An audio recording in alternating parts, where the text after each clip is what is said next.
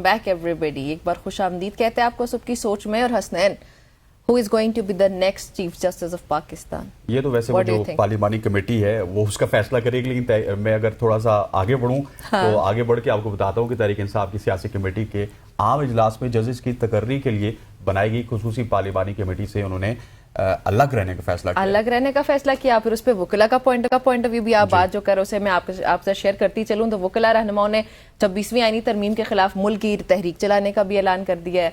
पाकिस्तान तहरीक इंसाफ के जो रहनुमा हैं और सीनियर वकील है हामिद खान, वो कहते हैं कि आईनी तरमीम मावराए आइन और अदलिया पर हमला है और सबका इस पे इत्तफाक है और इसे रोकेंगे, ये कहना है हामिद खान का। और पाकिस्तान तहरीक इंसाफ के सेक्रेटरी जनरल सलमान अकरम राजा ने कहा है कि ज़ैन कुरैशी ने पीटीआई से राब्ता मुनक़ती किया था, इनके मामले की जरूर तहकीक करेंगे। हाँ, ये ज़ैन कुरैशी वाला मामला इस वक्त बड़ा हमें संगीन मामला नजर आ रहा है। हालांकि एक्सपेक्ट नहीं कर रहे थे हम कि ज़ैन कुरैशी से मुताल्लिक, क्योंकि वो बहुत सीनियर रहनुमाएं पाकिस्तान तहरीक इंसाफ के। इवन उनके वालिद साहब आप देखें आज तक वो उनकी कुर्बानियां इस जमात के लिए सामने नजर आती हैं। लेकिन हुकूमत का भी कुछ मौक़िफ़ शामिल करते चलें तो वज़ीर आज़म के मुशीर बराए सियासी उमूर जो राना सनाउल्लाह, वो ये कहते हैं कि सीनियर मोस्ट के तसव्वुर ने अदलिया को बहुत नुकसान पहुंचाया।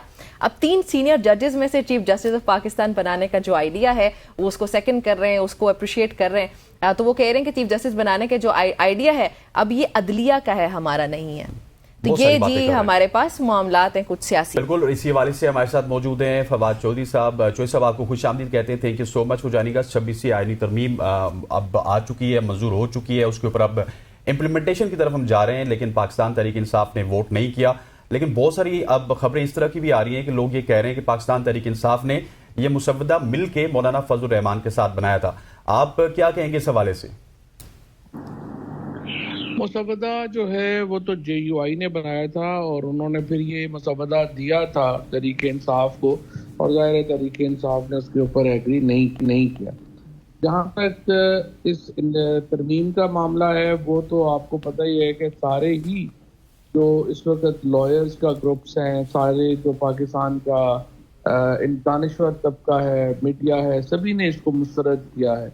और जिस मैनर में ये हुई कि रात को 3:30 बजे असम्बली का इजलास जारी रहा और उस तरीके से एक लोगों को महबूस करके और बगैर उसके ज़बरदस्ती तकरीबन जो है वो किया गया, तो उसकी वजह से भी बड़ी कंट्रोवर्सी है। और जाहिर है कि इसको एक PCO से ज़्यादा कोई इस अमेंडमेंट को नहीं ले रहा और इसका कोई ना इसके ऊपर कंसेंसस है पाकिस्तान में, बल्कि कंसेंसस ये है, इमर्ज हो रहा है कि ये इंतज़ामिया अदलिया को मातहत करने के लिए ये तरमीम लेके आई है और इस तरमीम की कोई आईनी, इखलाकी और कानूनी हैसियत नहीं है। लिहाजा जाहिर है कि इस वक्त इस तरमीम को लेके पाकिस्तान में कोई तबका भी मुतमईन नहीं है। अच्छा, लेकिन जो वकला कह रहे हैं फवाद साहब, ये बताइएगा कि मुल्कीर तहरीक की वो बात हो रही है बार्स की जानिब से, तो फिर आगाज क्यों नहीं हो रहा है अभी तक तहरीक का? हो जाएगा। तो ये लॉयर्स मूवमेंट जो है वो इस वक्त पाकिस्तान के अंदर हमेशा मूवमेंट्स को शुरू होने में टाइम लगता है। और कामयाब होंगे वकला इस बार, आप क्या समझते हैं? नहीं, लॉयर्स का देखें ना, PTI में और लॉयर्स में और JUI में क्या फ़र्क है? वो फ़र्क ये है कि तहरीक इंसाफ बहुत बड़ी जमात है, बहुत लोग उसके साथ हैं, लेकिन उनकी तंजीम उस तरह से एग्जिस्ट नहीं करती। वकीलों को ये एडवांटेज है कि ये तहसील तक जो है ये ऑर्गेनाइज्ड हैं। जब एक बार अगर कॉल देती है तो वो फिर तहसील तक उसका असर जाता है। तो इस तरह की जो ऑर्गेनाइज्ड होती हैं तंजीमें या ऑर्गेनाइज्ड ग्रुप्स होते हैं, उनकी जो कैंपेन्स होती हैं वो बड़ी इफेक्टिव होती हैं। अच्छा चौधरी साहब, मुझे ये बताइएगा कि पाकिस्तान तहरीक इंसाफ के बहुत सारे ऐसे रहनुमा भी हैं जिन्होंने मुबैना तौर पे आपका साथ नहीं दिया इस तरमीम के ऊपर, उनके हवाले से तहकीकात भी हो रही हैं। इस हवाले से आपका क्या मौक़िफ़ है? क्या ये तहकीकात होनी चाहिए? स्पेशली अगर सलमान अकबर राजा की बात की जाए तो उन्होंने तो ज़ैन कुरैशी का भी कहा कि उनके ऊपर भी तहकीकात होनी चाहिए। बात यह थी कि जिन लोगों ने भी वोट दिए हैं, जाहिर है उन्होंने दबाव के तहत वोट दिए हैं और इस वक्त तहरीक इंसाफ अपने लोगों को, ये जो ग्रुप्स हैं इसमें ही लगे हुए हैं कि लोगों को निकाला किस तरह जाए। तो पूरी तहरीक इंसाफ में जो लोग हैं वो चाहते हैं कि सारे लोग निकल जाएं और सिर्फ हम लोग रह जाएं। जाहिर है कि एक दिन पहले आपका बयानिया ये था कि इनके ऊपर दबाव डाला गया है इन्हें जबरदस्ती जो है वो पार्टी छुड़वाई गई है। एक दिन बाद अब आपका बयानिया ये है कि नहीं, वो असल में ये सारे करप्ट थे, इन्होंने पैसे दे दिए और ये चले गए हैं। तो मेरे ख्याल में तहरीक इंसाफ का इस वक्त जो पॉलिटिकल एक थिंकिंग है वो तो वहाँ पे है नहीं। तो ज्यादातर सोशल मीडिया के नैरेटिव्स के ऊपर ही वो चले जाते हैं। आई थिंक पीटीआई को इस वक्त इस तरह की किसी एक्टिविटी में पढ़ने की जरूरत नहीं है। जो लोग इस वक्त पीटीआई के साथ हैं, उनका नाम ले रहे हैं, उस पर शुक्र करें। जिन हालात में लोग नाम ले रहे हैं, खड़े हैं, एक तो लोग हैं ना जो बाहर हैं बैठे हुए, जाहिर है उनका तो देखें स्टेज कोई नहीं है। उन्होंने तो सुबह उठना है, एक ट्वीट डाल दी, अल्लाह अल्लाह खैर सल्ला, शाम को काम से वापस आए, फिर 5-7 डाल दी, फिर और उसके बाद लेट गए। अब ये जो पाकिस्तान के अंदर लोग हैं जो इस वक्त तहरीक इंसाफ का हिस्सा हैं और साथ खड़े हैं, बात कर रहे हैं, उसके ऊपर तो उनका शुक्रिया अदा करना चाहिए कि वो खड़े भी हैं और किसी तरीके से इतने दबाव के बावजूद, इतने कैदोबंद की सोबतों के साथ सब लोग जो हैं वो खड़े हैं। ठीक। अच्छा फवाद चौधरी साहब, what do you think that who is going to be the next chief justice of Pakistan? मतलब कॉन्स्टिट्यूशनल अमेंडमेंट के बाद तो फिर 2/3 मेजोरिटी के मुताबिक होने जा रहा है, तो ये फिर आप कह सकते हैं कि जाहिर है 2/3 मेजोरिटी तो गवर्नमेंट की है, तो फिर गवर्नमेंट किसका नाम जो है आपको लग रहा है कि फाइनलाइज करेगी? पहली बात तो देखें ना कि गवर्नमेंट ने बड़ी ये अनफॉर्चुनेट है कि ये जो तकर्री है ये मुतनाज़िया रहेगी। अच्छा। क्योंकि इलेक्शन कमीशन ऑफ पाकिस्तान ने सुप्रीम कोर्ट के हुक्म पर अमल नहीं किया और उन्होंने रिजर्व सीट्स थी वो पीटीआई को नहीं अलॉट की, जिसके नतीजे में पीटीआई का एक वोट कम हो गया है और हुकूमत का एक वोट बढ़ गया है। अदरवाइज ये 2/3 मेजोरिटी अगर आप कानून के मुताबिक जाएं तो हुकूमत की नहीं, और उन्हें अपोजिशन को साथ रखना है। लेकिन ये जानबूझ के इन्होंने ये भी एक धांधली की है, जिस तरह से कॉन्स्टिट्यूशनल अमेंडमेंट को पास कराना ही एक धांधली थी, तो उससे जुड़ी हुई ये भी एक धांधली है, जिसके नतीजे में ये जो तकर्री है ये मुतनाज़िया रहेगी। और जाहिर है कि अब 8 सीटें फिलहाल हुकूमत के पास हैं इस नोटिफिकेशन के मुताबिक, तो वो जज लग तो जाएगा, लेकिन अनफॉर्चुनेटली। लेकिन आपको क्या लग रहा है फवाद साहब, किसका नाम देगी हुकूमत? किसका नाम फाइनलाइज होगा? मेरे ख्याल में देखिए हक तो मंसूर अली शाह साहब का बनता है, लेकिन तो जितनी एफर्ट हुकूमत ने उनको रोकने के लिए की है, जिस तरह लाए हैं, तो फिर वो मंसूर अली शाह को क्यों बनाएंगे? देखते हैं, मुझे तो नहीं लगता कि ये बनाएंगे। लेकिन क्या ये भी नहीं हो सकता कि मंसूर अली शाह को ही फवाद साहब वो लगा दें, क्योंकि अब तो चीफ जस्टिस की वो अथॉरिटीज भी तो नहीं है। हाँ, अथॉरिटीज भी तो कम होगी। डरते बहुत है ना। मसला ये है कि जब हुकूमत की कोई वो ना हो, आपकी कोई मॉरल अथॉरिटी ना हो, तो हर बात से आप डरते हैं। तो इनको छोटे मोटे एहतजाज से, चीज़ों से, हर चीज़ से डर लगता है।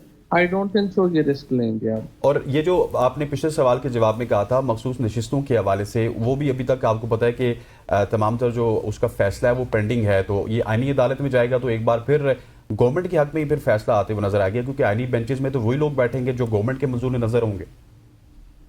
अब ये पता नहीं है कि ये रिव्यूज जो है मंजूर नजर तो खैर ठीक, इनमें जजेस में सारे जो 17 जजेस हैं उनमें ज्यादातर लोग जो हैं वो तो सही लोग हैं, इंडिपेंडेंट लोग हैं। लेकिन बहरहाल अब ये देखना यही होगा कि 8 रुकनी बेंच का फैसला क्या नजर सानी 5 रुकनी बेंच के पास जाएगा, ये तो मुमकिन नहीं है। तो 13 रुकनी बेंच ही बनाना पड़ेगा रिव्यू करने के लिए, क्योंकि आप 13 जजेस का फैसला 4 या 5 जज कैसे बदल सकते हैं? अच्छा फवाद चौधरी साहब, मतलब अगर बात की जाए तो आईनी तरमीम से पहले तहरीक इंसाफ के बड़े दावे थे कि कुछ भी हो जाए हमारे जो सेनेटर्स हैं या एमएनएज हैं वो कभी भी वोट नहीं करेंगे, लेकिन दे डिड। मुनहरिफ अराकीनी हो गए, चले सही है, लेकिन अभी उसके बाद फिर अब क्या करेगी तहरीक इंसाफ? नेक्स्ट पॉलिसी क्या है? पीटीआई की अभी तो जो पॉलिसी है वो फ्रेंकली बड़ी ज्यादा इस वक्त एक कंफ्यूजन का शिकार, क्राइसिस है, कंफ्यूजन में है, क्योंकि कोई लीडरशिप तो है नहीं। और जो ज्यादा तो मतलब कि जो फॉरवर्ड ब्लॉक वाली बात करते हैं फैसल वावड़ा साहब, ठीक करते हैं? अवाम देखिए, पहली बात तो ये है कि उससे इमरान खान को फर्क नहीं पड़ता या पीटीआई को इसलिए फर्क नहीं पड़ता। अच्छा। जब फॉरवर्ड ब्लॉक बन भी जाए तो ये सारे लोग कौन सा को पीटीआई से को बड़े उनका कैडर में थे, ये तो सारे बस इधर उधर से जमा हुए और इमरान खान ने उनको टिकट दे दिया, वो बन गए। अब सवाल ये है कि इमरान खान दूसरों को दे देंगे। लोग तो इमरान खान से जुड़े हुए हैं, पीटीआई से तो नहीं जुड़े हुए। लिहाजा इस वक्त जो मेरे ख्याल में सिचुएशन है वो यही है कि ये जो अगली तहरीक कैसे चलानी है, दबाव कैसे बढ़ाना है हुकूमत के ऊपर, उसके ऊपर क्लूलेस है पार्टी। लेकिन सर ये जो कन्फ्यूजन का शिकार है बहुत सारे ऐसे लोग हैं, आप भी, मैं इसमें आपका जिक्र करूंगा कि उनके हवाले से भी पीटीआई की कोई पॉलिसी अभी तक वाजे नहीं हुई, कन्फ्यूजन का शिकार है। इस कन्फ्यूजन का फवाद साहब अल्टीमेटली गवर्नमेंट को ही फायदा हो रहा है।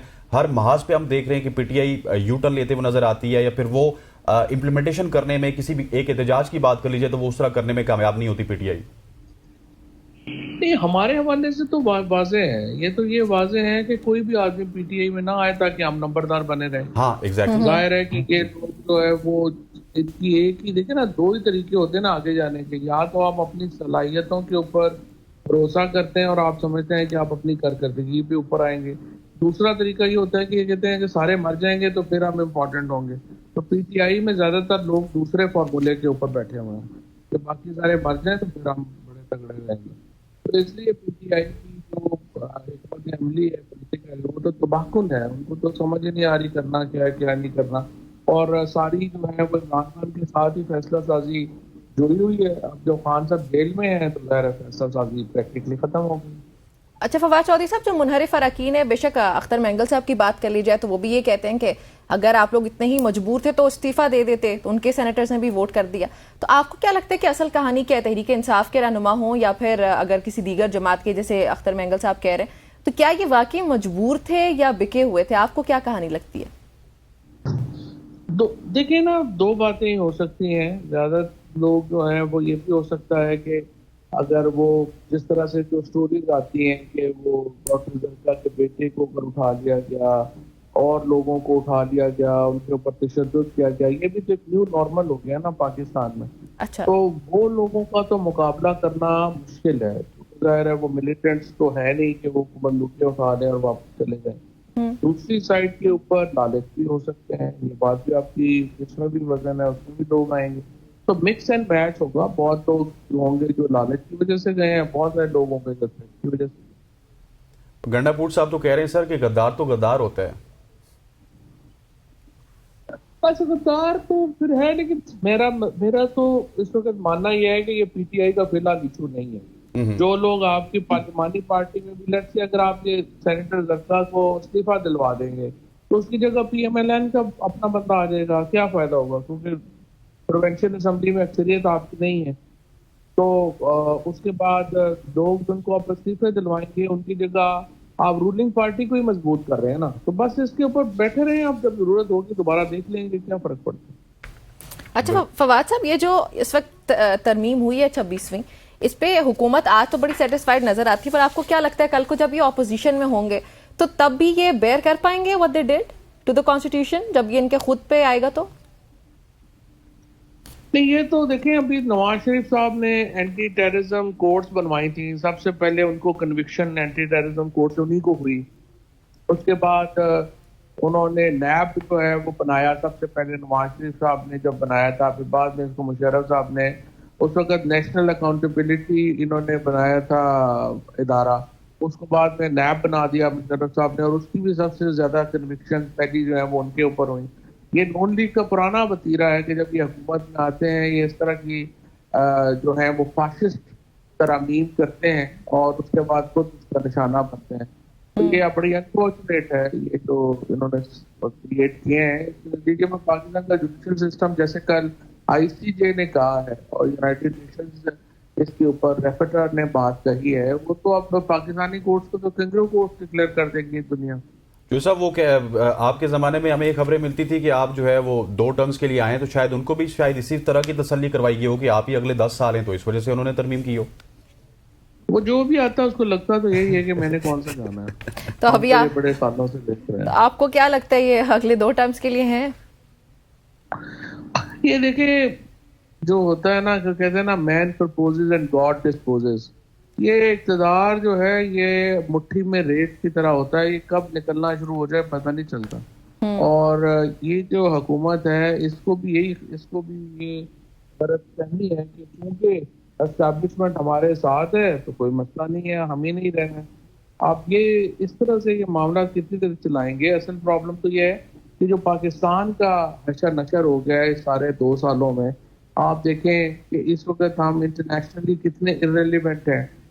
उसके बाद अभी आईएमएफ का प्रोग्राम आ गया है, तो अब उसका जो रेवेन्यू शॉर्टफॉल है जो नवंबर में अभी देखेंगे हम कि कितना है, आपको उसके मैयर्स देना पड़ेंगे। अगर आपकी तेल की कीमतें दुनिया में नीचे नहीं आती, और अभी तो शुक्र है कि ये ऑयल मार्केट दुनिया में क्रैश कर गई, अदरवाइज तो देखिए हम तो बहुत बड़े क्राइसिस में थे। अगर इसराइल ईरान कॉन्फ्लिक्ट बढ़ता है तो हम फिर बड़ी शदीद क्राइसिस में चले जाएंगे।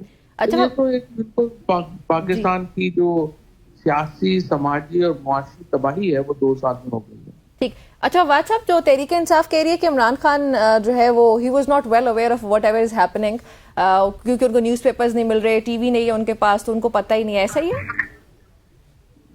बिल्कुल ऐसा ही होगा, क्योंकि जो बात इमरान खान का, तो मुझे पता है कि वो कभी झूठ नहीं बोलते और कोई उनको जो है वो ये नहीं था कि वो इस तरह करते। दूसरी तरफ जो सलमान अकरम राजा हैं, गौहर हैं, जी। वो बहुत ऑनरेबल लोग हैं, तो मैं बिल्कुल उनकी बात जो है वो लूंगा जो उन्होंने बात कही है, और यही होगा क्योंकि ये जेल में है, हमारे साथ खुद मेरे साथ भी यही हुआ। अच्छा, वैसे और अगर इमरान पहले खान को जब पता होता उन सब चीजों के बारे में, अगर उनसे मुलाकात वगैरह हो रही होती रूटीन में, तो चीजें कुछ मुख्तलिफ हो सकती थी? चीजें मुख्तलिफ होती, बिल्कुल चीजें काफी मुख्तलिफ हो सकती। मतलब कि वो मतलब वो रिवर्स करवा सकते थे, कुछ कर सकते थे? जाहिर है इमरान खान अगर बाहर होंगे तो फिर तो खैर बिल्कुल ही मामला उलट जाएगा इस हुकूमत का।